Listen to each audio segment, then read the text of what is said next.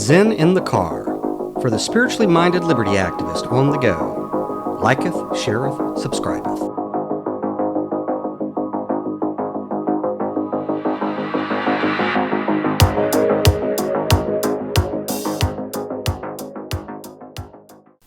Yes, that's right. It's that time again across this great country.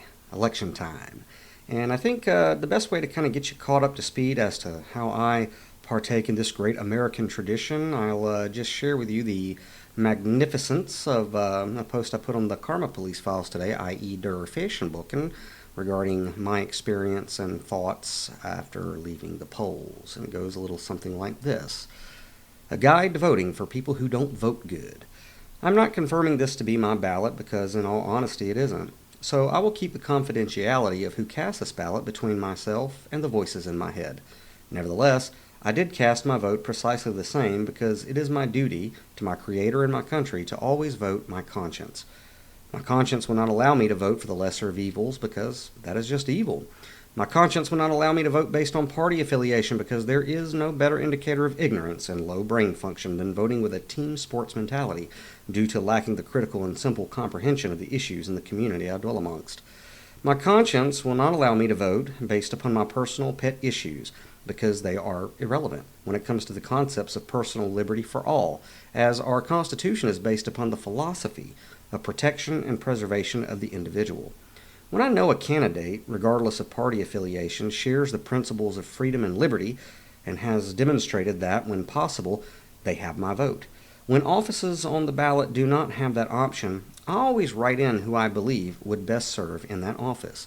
There are some who would be confused, assuming I am one to vote Libertarian down the line, which is confusing to me, as I have never been a part of the Libertarian Party.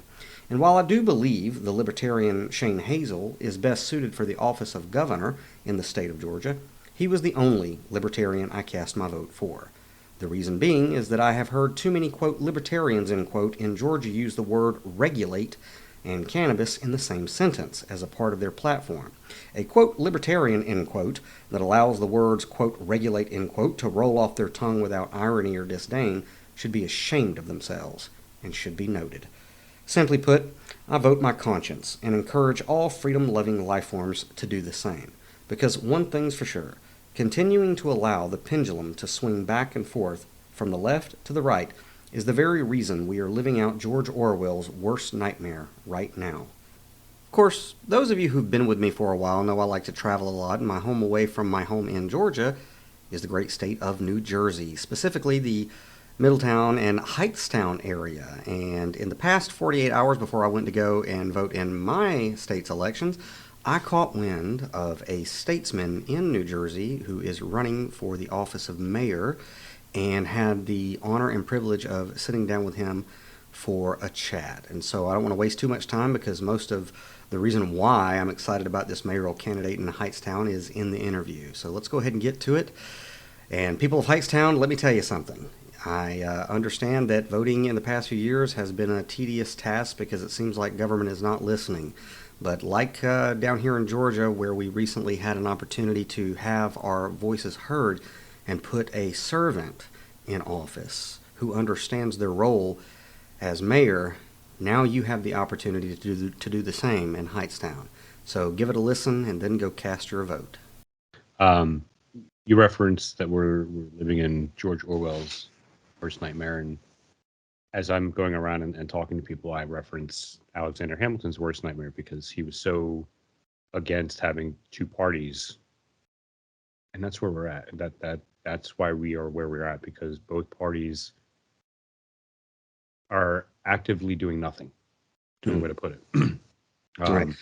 The finger pointing, the blame shifting, the whole ratcheting.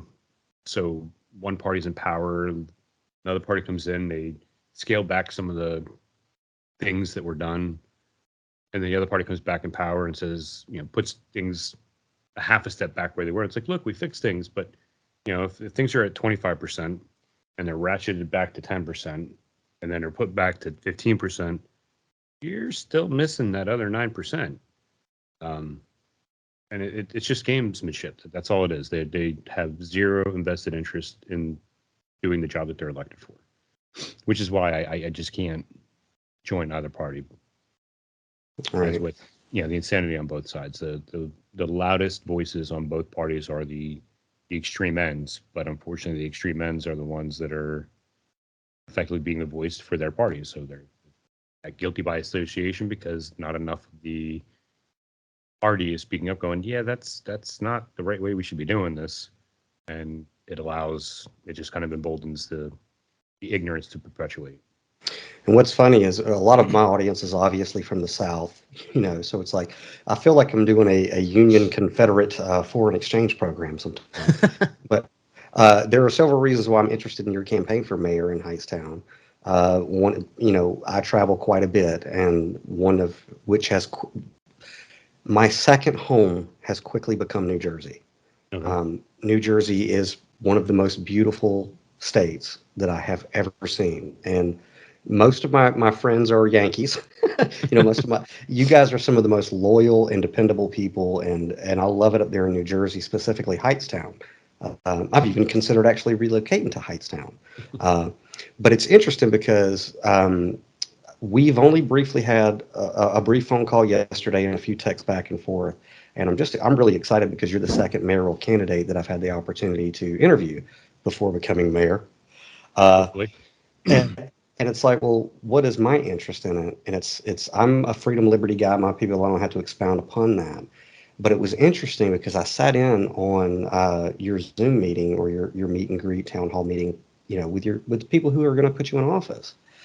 And it was interesting because from Georgia all the way to Hightstown, I heard, the exact same issues that have previously been a problem here in Houston County, Georgia.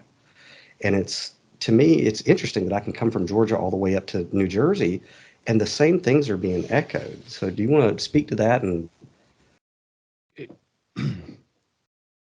it doesn't surprise me, but it's surprising if that makes sense. I think it has a lot to do with the overall arcing current state of politics in the country, whether we're talking about the federal level, the state level, or municipal level. I have the personal belief that parties don't need to be involved on the absolute local level of politics because on a municipal level, not really, having in-depth discussions about a woman's right to an abortion. You're not having specific discussions about First Amendment and the real meaty constitutional arguments that are going on at the moment. Your whole job on a municipal level is to do what's in the best interests of your municipality to make sure that they are progressing, moving forward, and sustainable on all levels. You don't need a party to tell you how to vote or to formulate your agenda on that. Um, and I've seen it within my town where the current person that I'm running against has been on the council for the last 10 years, 11 years. Um, but the last few elections, there really hasn't been any challenge from the opposition party.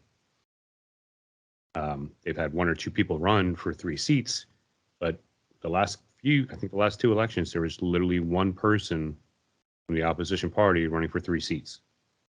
And when you look at the numbers, when they did have more complete slate, 2 or 3 different the oppositions, 6 people running, the numbers were kind of close. And over as the years went on and got closer to where we are now, it just became very lopsided to one side. And I think the problem of having a one party dominant system is it exacerbates the problems that you heard in my Zoom that you have down there, where the concerns and the voices of the citizens just fall on deaf ears. There seems to be a level of complacency that the council has where they don't feel that they have to be accountable or as responsive to the people to put them in that position because there's no challenge. So if they're the only ones willing to do it, they're going to get it, regardless of how good or bad their approval rating is, so to speak. and this is something that has always been a stick in my craw. That's a saying we have down here. Is you know, Jesse Ventura used to be governor. You could say a lot about him, but one brilliant idea that he had was he said, well, one of the main issues in this country is that when people go into the booth, they vote for an R or a D. And if you really wanted to fix this country overnight, and I believe that this is a solution, is you would remove party affiliation from the ballot altogether, Mhm. uh, to force the people who are voting, the citizenry, to educate themselves. But at the very least, you're not playing the team sports thing, Mm. because you and I remember the world before September 11th, 2001, and before the rise of the internet and instantaneous communication. And it's like technology is a wonderful thing. Everything is dualistic in that it can be good and it can be bad. And one of the things that I've noticed in recent, decades is that people are taking the national conversation, which is left and right, Democrat, Republican, your outside Messiah versus mine, and they superimpose it onto a local level. And it doesn't fit, it doesn't apply. Right. And we've been conditioned to think that the way that our republic is set up is that it does come down from the federal government to the local level, but in all actuality, that's not the way that it's supposed to work. So do you want to speak on that to a little bit? You referenced voting on in like that team mentality, and I forget exactly the verbiage you used at the beginning of your the episode I watched of your podcast. um, but that speaks to the just the level of tribalism and adversarial garbage that is now completely absorbed politics. You used to be able to have two people on opposing sides of the aisle where they would both kick out a solution for something, they'd discuss it, they'd come to a compromise, and that's what would get passed. Um, Obviously, that's a super simplistic example of what goes on, and yes, there's a lot of nonsense, but it's just been exacerbated over the last 20, 30 years where I think the people that are being elected are less willing to compromise. They're less willing to educate themselves about a given topic, and they're so stuck in their preconceived notions that anytime you challenge a thought that they might have, a political thought, they take it as a personal attack. And now that people are so personally invested into their political party, it's a part of them. And I think part of that comes down to decades we've told you never talk about politics and you never talk about religion because they're too divisive. Well, I think because we've never talked about politics, we're now extremely divisive. Yeah, the two things that most affect each and every one of us, we're not supposed to discuss openly. Exactly. Yeah. It's a personal decision. Well, yeah, but now we're at a point where people's personal decisions are absolutely being infringed upon. And what I find comical about the Republican right now is they used to be the party of smaller, less intrusive government and just being real smart with spending. But over the last 20, 30 years, every time a Republican gets in office, the spending goes out of control. And of late, the last 6, 7 years, all their agenda is about controlling how people live. Completely contradictory to their original push from and their narrative from years ago.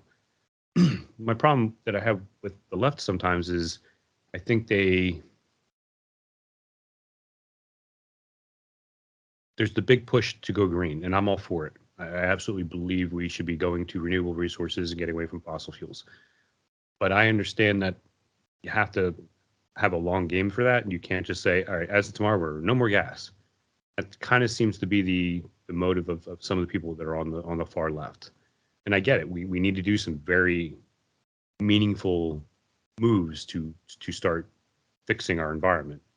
But at the same time, you also have to understand that if the infrastructure isn't there, you need time to get there. And both sides tend to battle. They come together, and Neither side wants to move, and you get stalemates.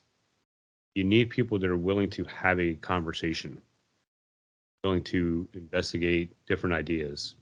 Maybe they're an unorthodox idea, but the willingness to educate yourself about something that you may or may not know about, listen to what people say, and not act as if you're an authority on something that you really have no clue. And that's another thing that just drives me nuts about the general masses on the internet is they get their PhD from Google and they think that they know more and are more in tune to a specific nuanced idea that somebody's literally spent the last 20 years of their life super deep diving in. That this artificial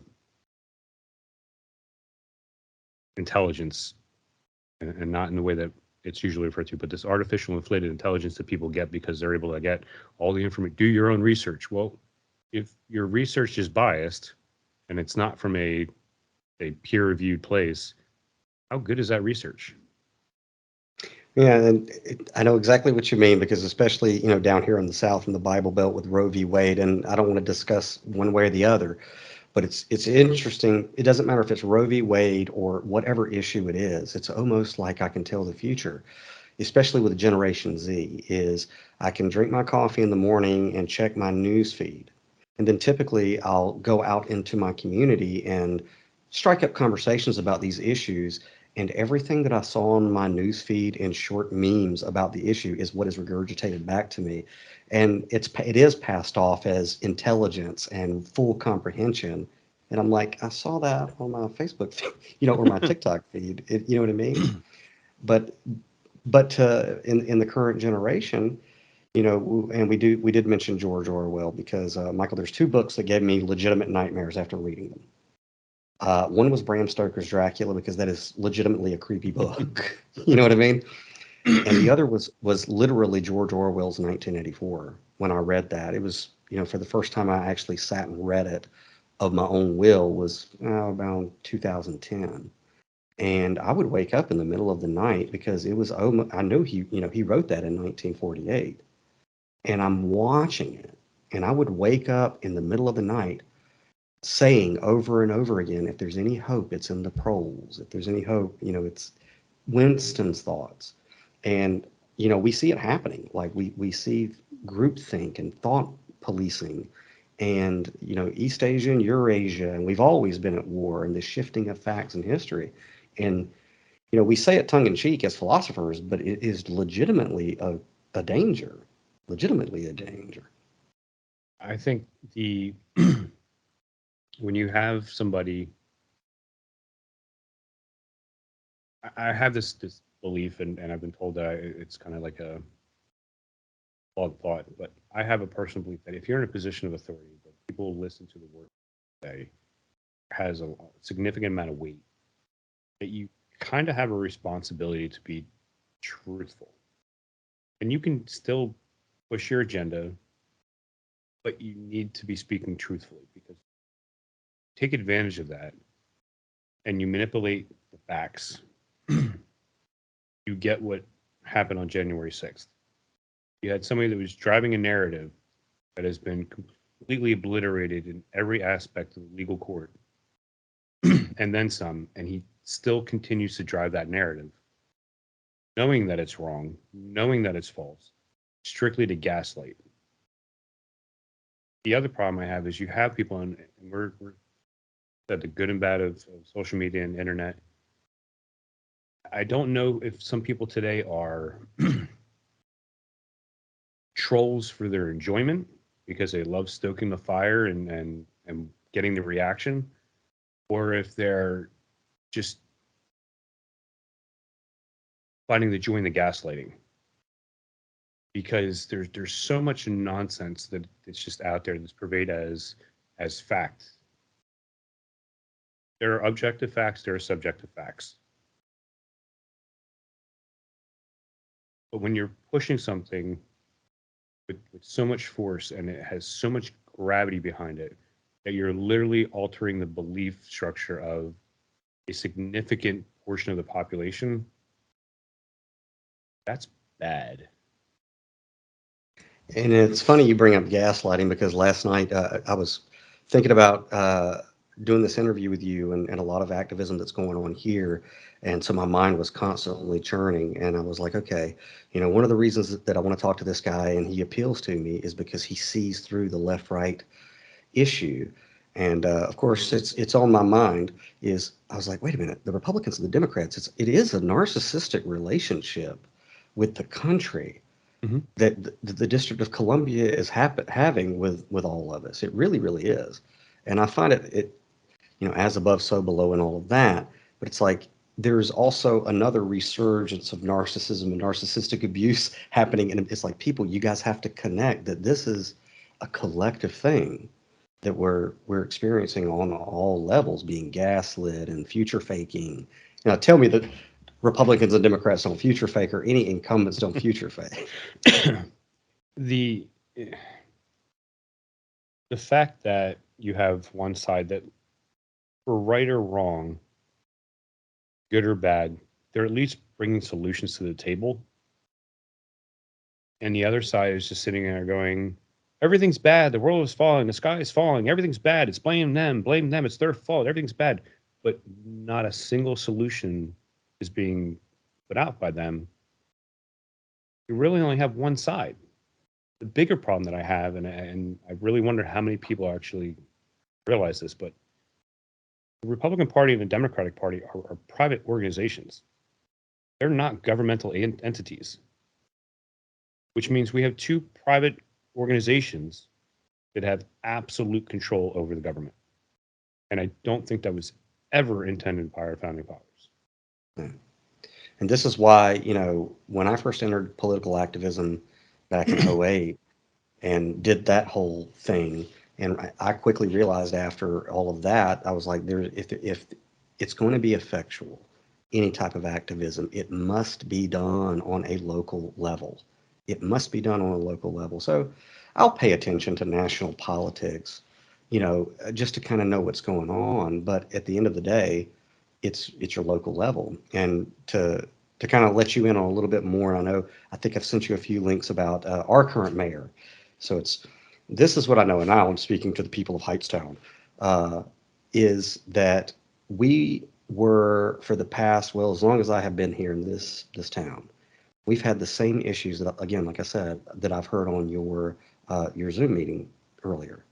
And the number one issues are there's no transparency, there's no accessibility to those who are elected officials who are supposed to be public servants, and people in the surrounding town had become completely apathetic, which I kind of think was the point, of the systems. And it's like, again, I have to really scratch my head because I kind of figured it was going on across the country. It's obvious. But to hear your town hall meeting and go, now I know for a fact, because Wellston, Georgia and Hightstown, New Jersey are night and day in a lot of ways. But this, again, it's the systemic thing. And one of the things that kind of brought me to you is you came into my awareness just a few days ago. Is one, your record, which we'll go over in a minute, which I can kind of read between the lines and know you're my kind of guy. But I was my mom's caregiver when in her latter years, when she was, going to shuffle off the mortal coil.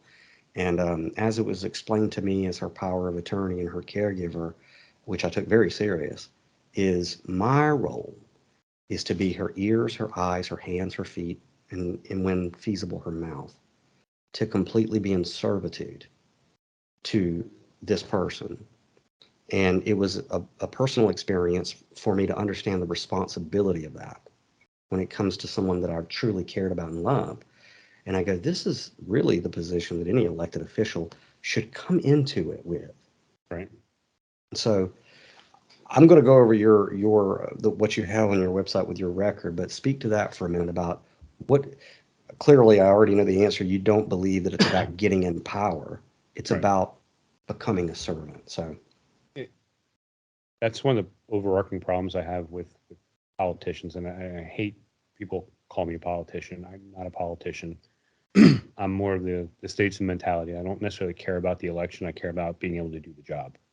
Um, I think people currently in politics on either party and people that are not affiliated with anybody, they get into the position for the wrong reasons. They get into it for the ego. They get into it for the personal reasons. I think my record shows my life has been in the service of others for my entire adult life, and a little before. I genuinely want to help people. That is my end game with everything. I try to help people out of any situation that I'm able to offer assistance to. Stopped on the turnpike numerous times because I saw somebody with a flat tire, offer a hand to change it and get them back on their way. That's just my mentality of we're all here, all have our own struggles. If I'm in a position to help somebody, I'm going to help them. And I think that people have forgotten that when you elect somebody, you're electing them to be your representative and to be your ears, eyes, mouth, hands, feet, as you so eloquently put it. But politicians have gotten complacent and greedy. No other way to put it. And I can get into my thoughts on and validating that statement on a couple different levels. But to me, the more we get people that are willing to take on the positions of their local councils, their mayors, will hopefully permeate up into the state level and then hopefully permeate even higher up into the federal level where people that are getting elected will be the ones that are open to discuss things civilly, open to new ideas, willing to be servants. They're a public servant. And once we can start getting people that embrace that idea to start running and getting elected, you could see an absolute cataclysmic shift in politics in general. I can wholeheartedly agree to that. Um, you know, to to echo our situation down here, it was a very iron grip on city government, and we had a narrow window, kind of like Luke and the Death Star to shoot a torpedo. And in our last mayoral election, we had a runoff, and I didn't bother to ask Madam Mayor LaRonda Patrick's her party affiliation either before I interviewed her, and we've never had the discussion since because I don't care.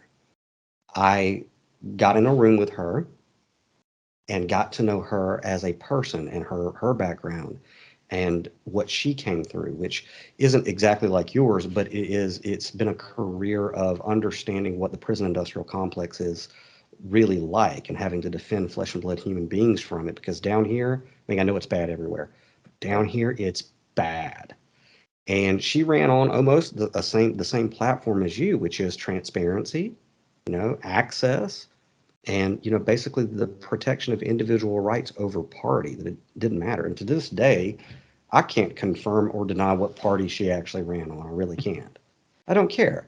But what I know is that we had an individual who saw an opportunity to step up, and shirk off apathy, because she had that choice just like you do, and just like a lot of people who are in Hightstown, to just be apathetic, like, well, it's not going to matter.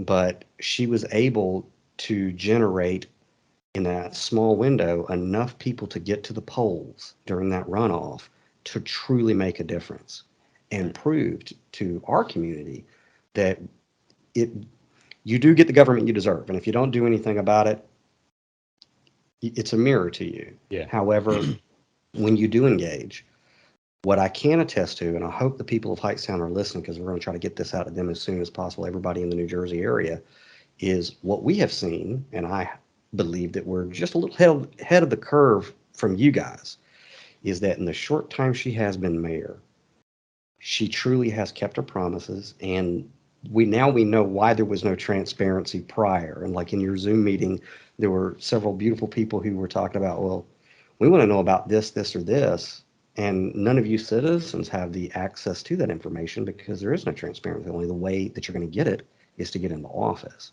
So I will say, uh, the last time I was up in Hightstown and spent about a month or two there, I had left my city in her good graces.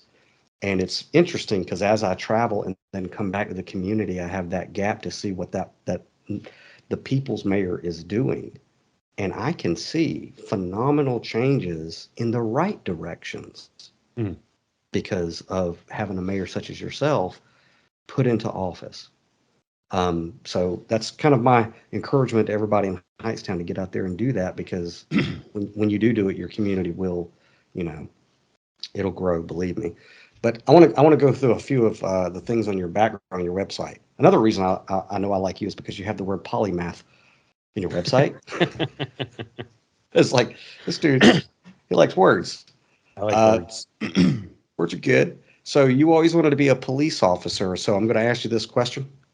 Do you see a distinction between law enforcement and a peace officer? And if so, what is that? The only difference I really see in those two are the words. In my opinion, law enforcement is the enforcement of law is to keep peace. Um, I firmly believe that New Jersey has the best trained police officers in the country. And with that being said, I think there's still room for improvement with some of the ways we do things and some of the way we train our officers to be more effective at keeping the peace, um, reacting appropriately to situations. Um, but to simply answer your question, to me, the only difference is the two terms. Otherwise, the job is the same. Again, it's service of people. It's keeping people protected. It's, you know, doing things that are helping people. Sometimes that requires you to arrest somebody or to give them a ticket. They're not going to be happy. And I've had quite the spectrum of responses after stopping people, motor vehicle violations. I've had people shake my hand. I had people shank me, even after I gave them a summons. Um, I've been called a rainbow of colorful language terms, and but it's a matter of I'm doing the job. I do think that I kind of think that there's an adversarial relationship between law enforcement and the public, and it's exacerbated by both sides of the political spectrum. In that both sides have an agenda, they have a narrative that they're trying to push about law enforcement that I don't think either side fully encapsulates what law enforcement is. Um, there's hypocrisy on both sides in how they view law enforcement, especially more recently. Um, there are certain situations that I think could and should be avoidable. Um, but because you have politicians in place that don't really want to fix anything, they're going to be, unfortunately, bad things that still happen. Um, Till you get people to look at the laws that are on the books, until you get people in general, just on a level of humanity, not, police first public or this versus that, but just a human to human level of mutual respect. Um, we're going to continue to have problems as the human race, because human beings are emotional beings, right, wrong, and different. There are problems that I see that kind of could be prevented if that one little thing called respect was present. But I think there are a number of incidences that have occurred over the last handful of years that could have been mitigated and even prevented if the initial interaction wasn't started off on a bad foot because there was a lack of respect on one end. And I do believe there are officers that are out there that don't know how to initiate contact, so to speak, um, with a level of deserved respect. And there are people in the general public that, the initial interaction with the police officer, regardless of how legal or not the stop might be, or just start off with this immediate, oh, well, I didn't do anything wrong. Go fuck yourself. And that's the mentality that they have. If people were just a little bit more present and respectful towards each other, just as human beings, um, a lot of the stuff that we see going on would be mitigated. And I think that goes politically and otherwise.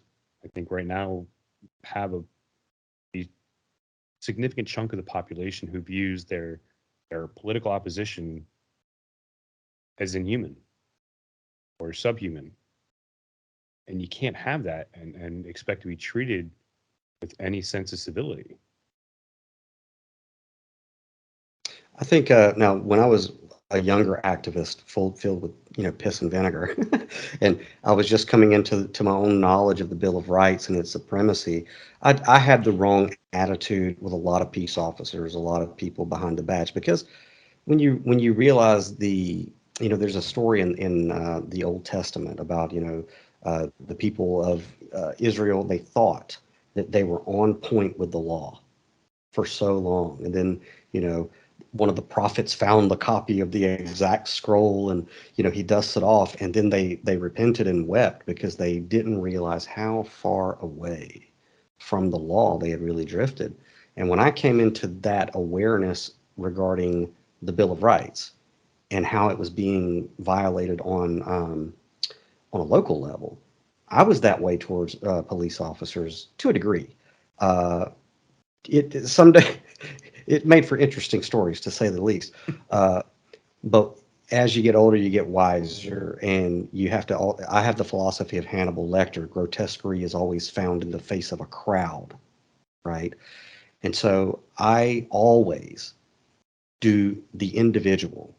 I dissolve away when I'm dealing with a flesh and blood individual. I dissolve away whatever titles or labels may be associated with the individual and look at the individual, because again, there are some people who are behind a badge that they just don't know the Bill of Rights. They don't even know what their job is. They don't know what they're protecting and defending. And to a degree, that is on them because they shouldn't have sworn an oath to it. But again, I think that's systemic. And I have found in instances where I've encountered peace officers that were ignorant and had a respectful conversation with them, they're very deeply appreciative of being enlightened, because when they sought out, probably like you, I could tell like you, when they sought out to be a police officer, it's the superhero thing that we all want to save people and be well respected, but then they're just not trained the correct way, and through their own ignorance, they abuse the rights of others. So it's still like I understand the issues within the police department, but at the end of the day, you have to look at people behind the badge as individuals on the individual scenario. And here's what I have found is in my community, I get way more fist bumps and nods of respect from the Warner Robins Police Department, the Sheriff's Department in my community, now that I've taken that position. So, you know, again, I'm not going to hold it against you for wearing a badge. But how old were you when you wanted to be a police officer? When was the first time you? I wanted to be a cop since I was 5, and it all started with a relative of mine in Pennsylvania, like rural Pennsylvania, um, a trooper, and it was just something clicked, and that's I knew that's what I wanted to be when I grew up. So that's not the first career that you went into. You went into EMT. Have, But I've been in EMT for the last 30 years, predominantly as a volunteer. I started on my squad when I was 15. A few months after I turned, I started in April '92. I had to wait till I was 16, but I was actually in EMT class while I was 15, while I was still in high school. Um, so just after I turned 16, I was able to sit for the state test and I became an EMT. And I did that by and large um, strictly as a volunteer, periodically doing it as for paid as an actual job. Didn't really like it as a paid thing. Most of the places I was working was just simple transport stuff that they just needed an EMT by the state records. um, it wasn't until I retired from law enforcement with my breathing issue that I kind of jumped into it at a necessity for a job. um, but I've also worked for general contractors. When I was in high school, I went to trade school to be an electrician. Um, I've I've always been somebody who enjoys learning and figuring new things out, because the more information I know, the more ways I can help people. Um, I worked at Radio Shack for a number of years, and just around the time that computers were starting to be more popular in people's homes, and some of the elder population would come in, they'd buy a computer and look at me like, well, now what do I do? I would go to their house and hook it up for them, show them how to use it, and um, I've done a lot. I have a lot of life experience that I am able to talk to anybody at any level, of any position, like you said, um, and I can find a level that I can meet them at their level, regardless of how high or low they are. Right. Because, like you, I look at the individual. It's only And need to look at. I could only imagine it as a dispatcher and peace officer and EMT. Like, I have been in, I'm recovered from complex post-traumatic stress disorder from a lifetime of traumatic events, and I know what it's like in the moment. It's like in your career, I could look at it and I could see, well, this guy, whenever he interacts with the people, it's probably statistically, it's at the worst point in their life or at the highest stress. So I can look and go, well, this guy knows how to operate under some extreme conditions, no doubt. I've had my lack of experience in government challenged, and my ability to make the tough, nuanced, complex decisions. Um, I've had that challenged by a gentleman in town, and my response to that is simple. I've spent the last 30 years in the back of an ambulance, literally making life and death decisions for people. Um, I think that goes to a little credibility to make some decisions, helping a municipality move forward. I spent 11 years as a police officer, de-escalating, compromising, working with people, conflict resolution, all these skills that I've developed over the last 30 years, whether it be on an ambulance, whether it be in construction, whether it be in a police car, have all culminated to give me the skill set that I think that I need. And there are a couple of retired former mayors of the borough that have spoken to me and voiced their support, and feel that I'm more than capable of doing the job. Um, so having their support validates that I have the skill set that I think is needed to do the right thing for the people of the borough.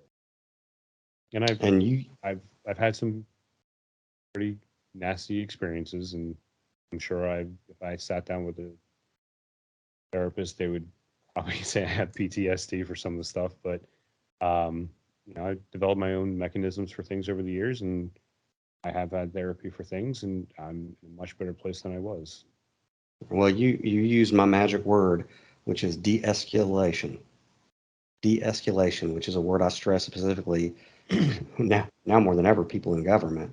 But and I have been in a situations also where I've had to perform CPR and life literally was in the balance.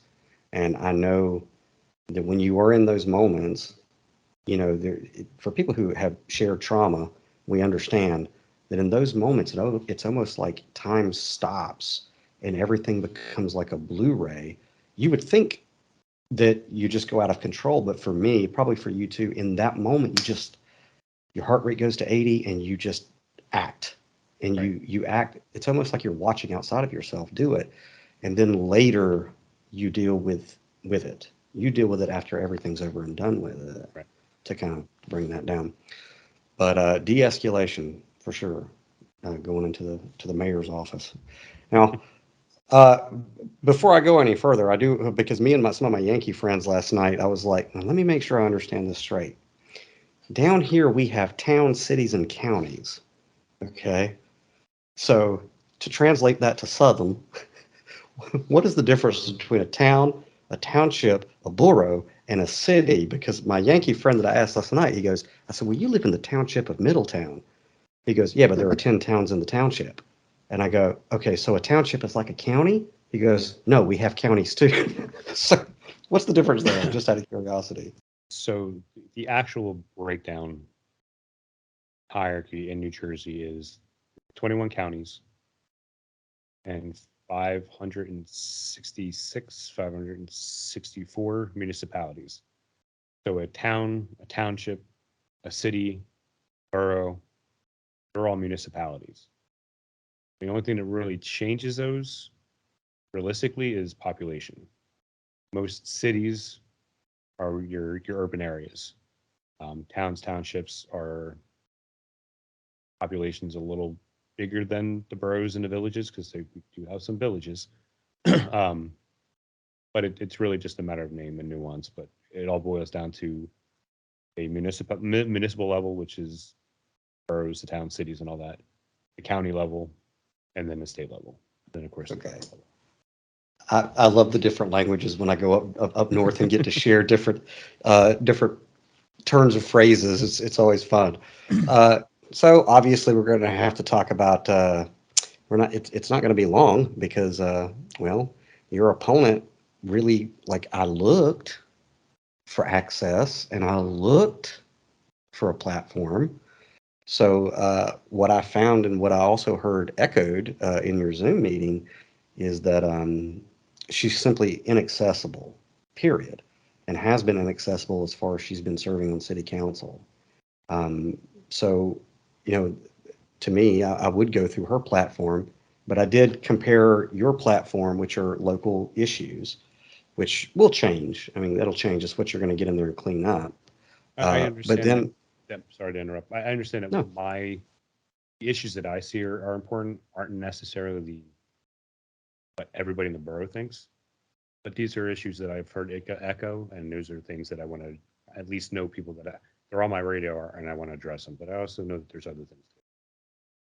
right. And from what I could tell about her digital footprint, it's like there's nothing there, but shortly after you announced your platform for the immediate things that you're going to try to take care of there, her platform was almost like a great value version of it, or a generic version.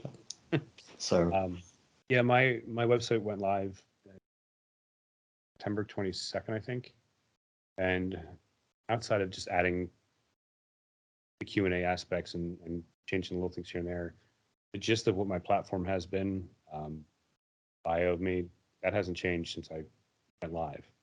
Um, I had it pointed out to me when that message went out of what her six-pointed platform is, that it mirrored my stuff. It's either things that are directly off of my website or things that I have been vocal about. Um,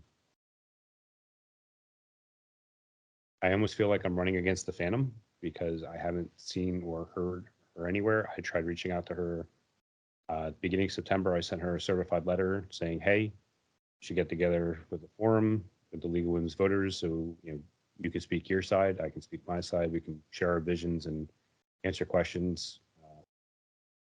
That went on deaf ears. Didn't hear anything from the League of Women's Voters. My wife was actually the one that kicked up the idea of doing the Zoom meetings because she's like, you got to do something if you get out there to people and engage with them. Just throw a Zoom meeting up.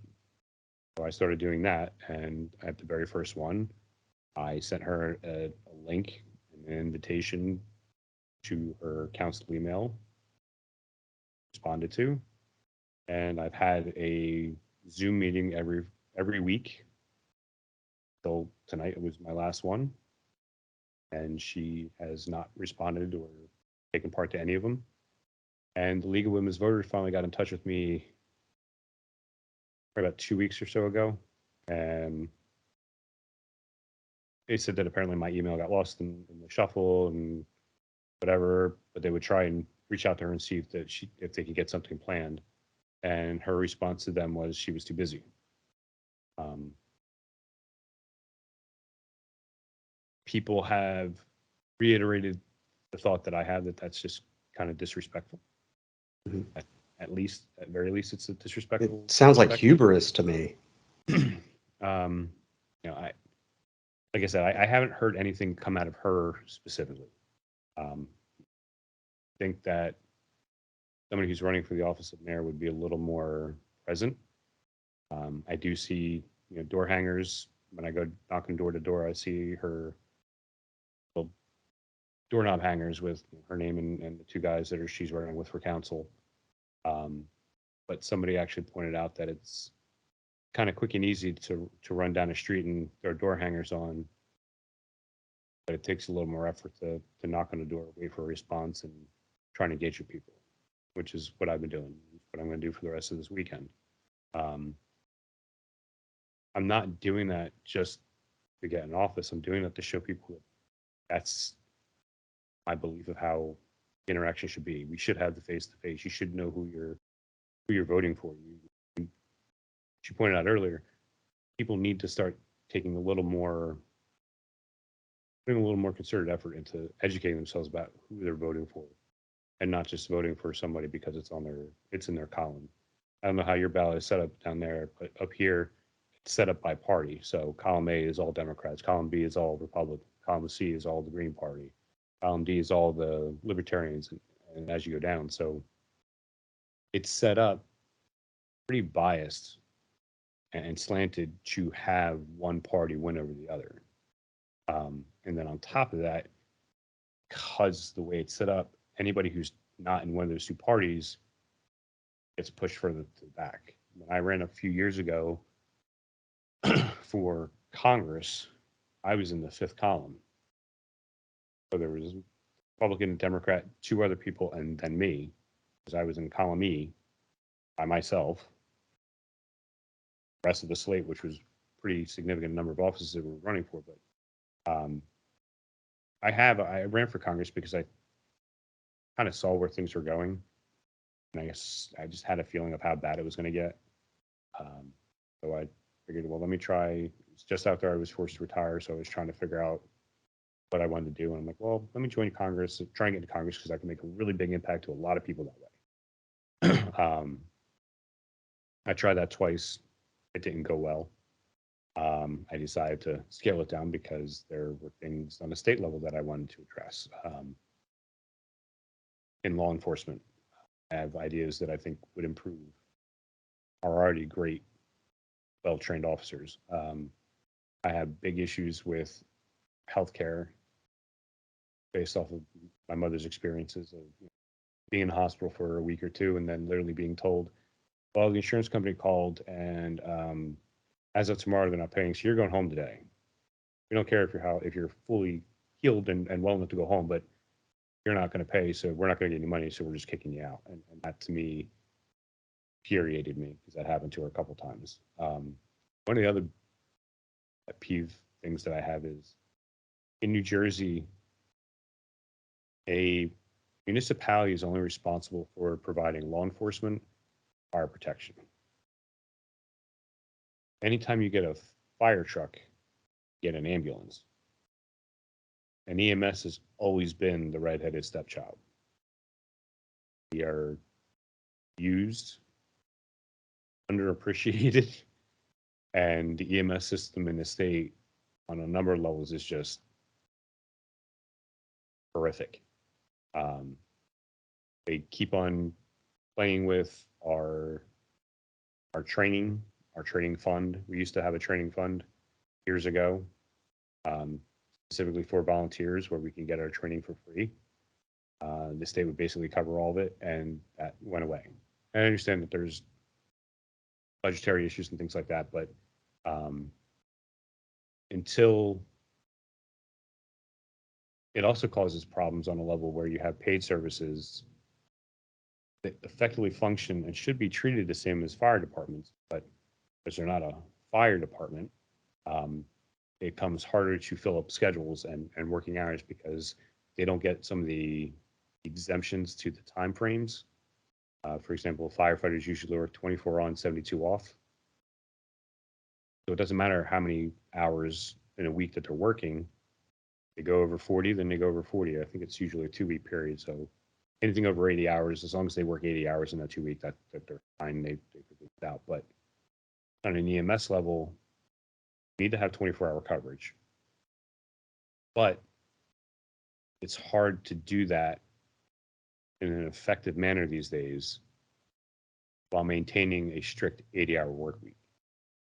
When I was a police officer, we worked a pitman schedule, which was 12-hour shifts, Monday, Tuesday you work, you're off Wednesday, Thursday, you work Friday, Saturday, Sunday, and next week it reverses. So 1 week you're working 36 hours, and next week you're working 48. At 8 hours is factored, and everything's nice and packaged and works. They allow that. It's the exception. They won't allow that same schedule, which is not scheduled to work, um, but it makes things easier. It minimizes the number of people you need on a given shift to have your coverage. But because there's that 4 hour gap on 1 week and 8 hour overage on the other week, there's no exception allotted for EMS because they're not fire and they're not EMS or they're not police. So screw them. Until we get people in government that are willing to look at EMS for the crucial and vital service that it actually is, you're going to continue to have towns floundering and shutting down the volunteers because it's not profitable.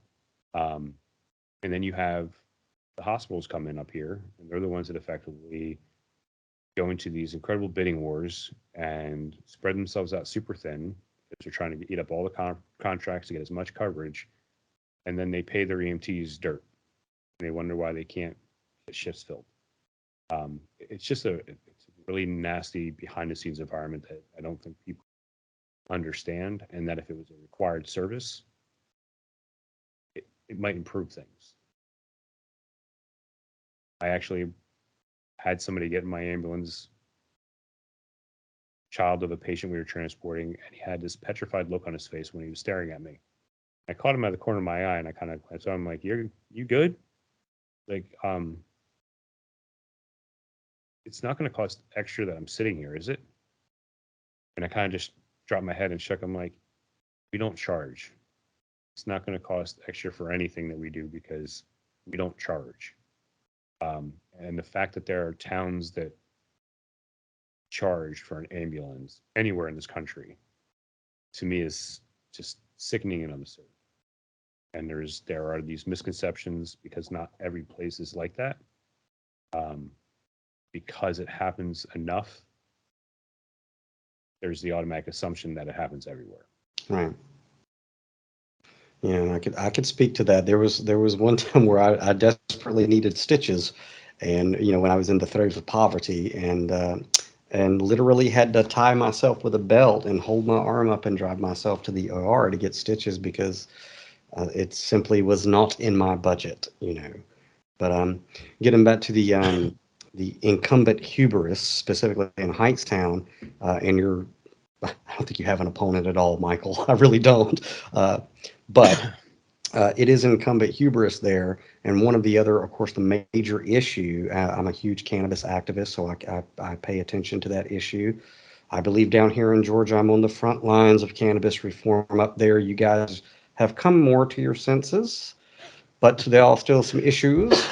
Yes. But from my understanding and what kind of perked my ears up is one, I do love Hightstown. And I'll be back up there in December, so have my key to the city or the borough ready. I'll give you the correct spell. But anyway, one of the issues is that some of my friends and associates up there have been asking for, and this is a First Amendment issue. And in my opinion, if an elected official screws up on the First Amendment and all that it entails, you could pretty much guarantee they don't have the rest of that. There is a resident or a businessman in Hightstown who's very well respected, very qualified in all the fields in which he serves. A CPA his job is literally to go through these sorts of things with a fine tooth comb or whatever the expression is. And he has been asking the borough for a redress of grievances for over 2 years now. And your phantom opponent has. How did she do on that redress of grievance? You want to tell our audience a little bit about that and expound upon that, because the cannabis issue down here is a huge one and we want to hear about it. So, beginning of October, I was introduced to the gentleman you're speaking of. I had a very brief conversation, and he just explained to me that he'd been trying for a year to simply just have a meeting because he wanted to bring a cannabis-based business. He wanted to bring a dispensary into the borough. He knew that I was a proponent for it, for cannabis use for responsible recreational use for adults, um, because this might be heard elsewhere outside of Jersey. In 2020, the state had ballot question to approve uh, recreational use for adults that was overwhelmingly approved. It took the state way longer than it needed to finally pull their heads out of their collective asses and get a legislation out there. Um, but it left each individual municipality the choice to vote upon whether to or not allow cannabis-based businesses in. And one of the rare cases where it wasn't a complete unanimous vote, the county voted, or the council in Hightstown voted 5-1 against allowing cannabis-based businesses in, which at the time I'm like, it's a stupid move. But they decided to let it be a public question for the borough residents to decide whether or not to do it. So last year, the ballot question passed with significant portion of the borough voting yes for it. And as soon as it was voted and legalized by the borough, so to speak, he started reaching out to the council saying, hey, I'm ready to go with this. I want to bring this business in. It could be a great revenue source, and let's just talk. He's spent a year trying to reach out to the borough with zero response. He's gotten 2 open requests that showed that the council has been at least engaging and entertaining the idea of bringing a cannabis-based business in. Their property in the borough that I don't know if they just want to bring it, if they specifically want to bring in a dispensary, or if they were just exploring options of what to do with the property. But they have proof that the council has engaged in that conversation with somebody. And they got a brief phone call from the borough attorney, which wasn't much of anything fruitful. And he got fed up with not hearing anything back, so he sent a complaint of redress, which requires a response. He never got the response. How many do you happen to know how many days for the response before they were in default? I don't know what the legal requirement is for that. I believe he sent that. At least one of them was sent to them this month on the 11th. I think they have 7 days to respond, but I don't know for sure, so I don't want to. So what we do know for a fact is that he is going through the proper protocol and procedures to have a redress of grievance. So go ahead. So to kind of get that whole long-winded story back to the original, he reached out to me at the beginning of the month. Our council has 2 meetings a month, and he's like, hey, this is what's going on. I know you're running for council, for mayor. Do with the information what you want. What you want to bring it up and let them know that they can stop this just by talking to me.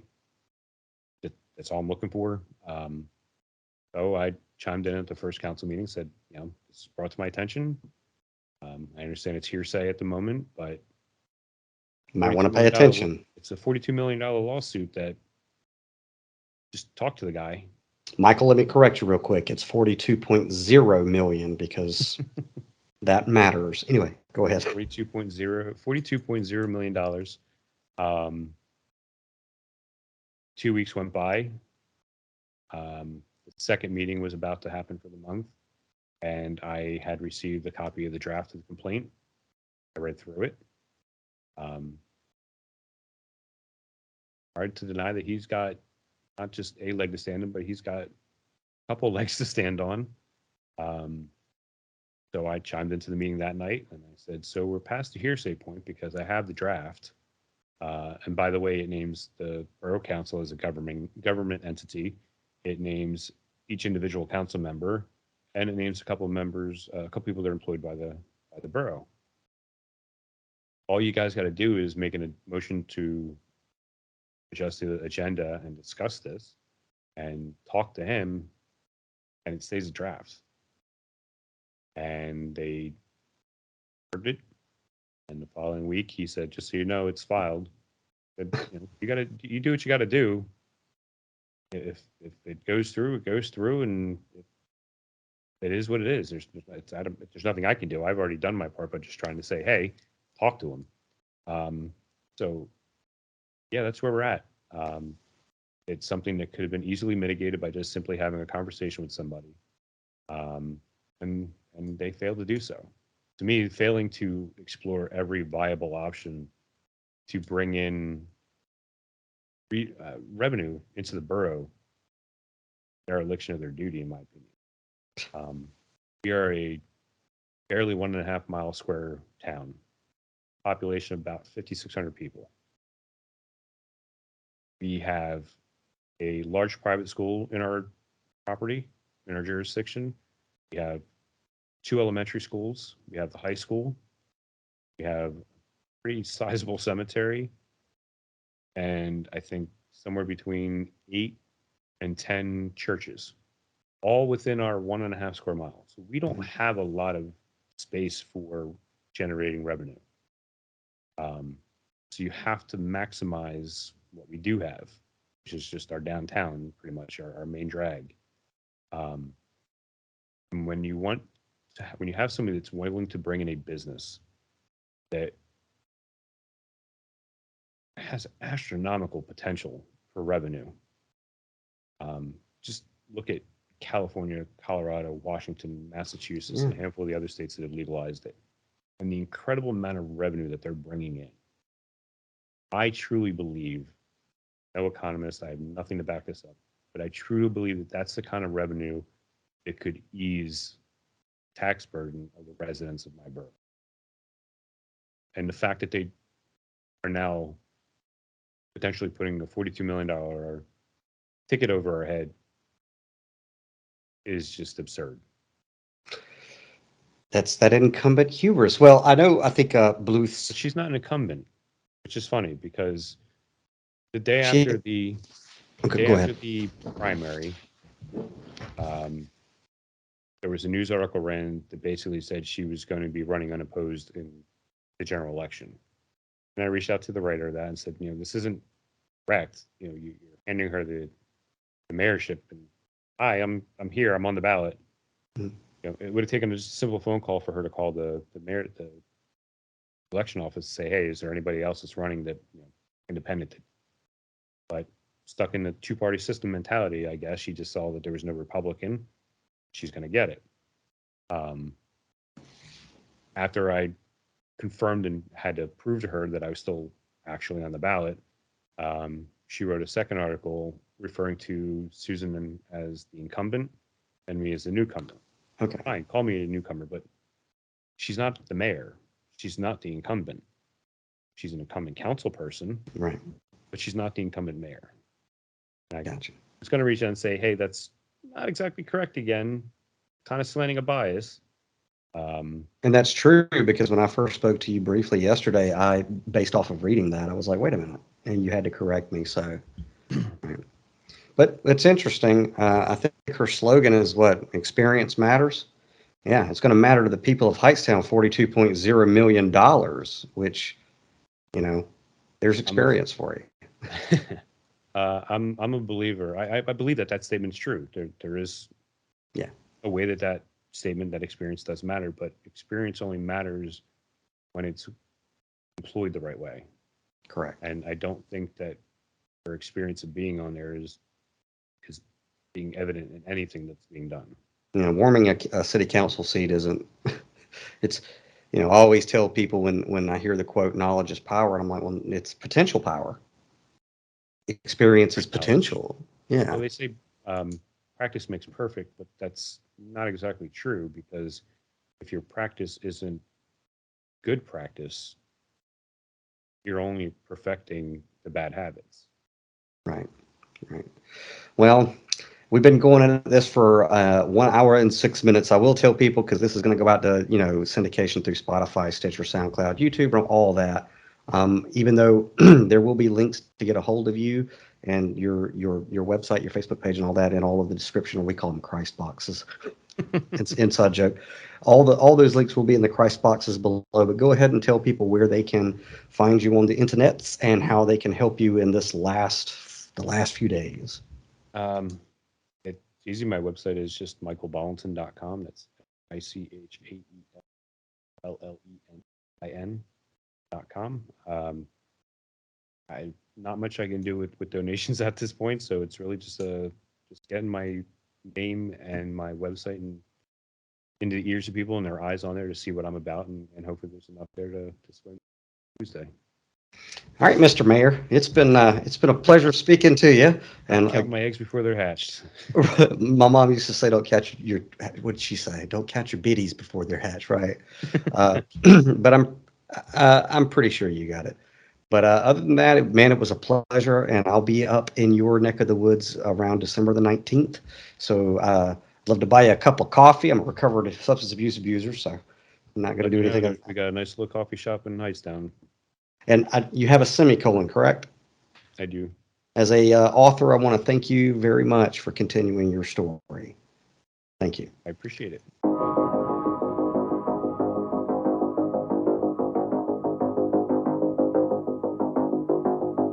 Zen in the car, for the spiritually minded liberty activist on the go. Liketh, shareth, subscribeth.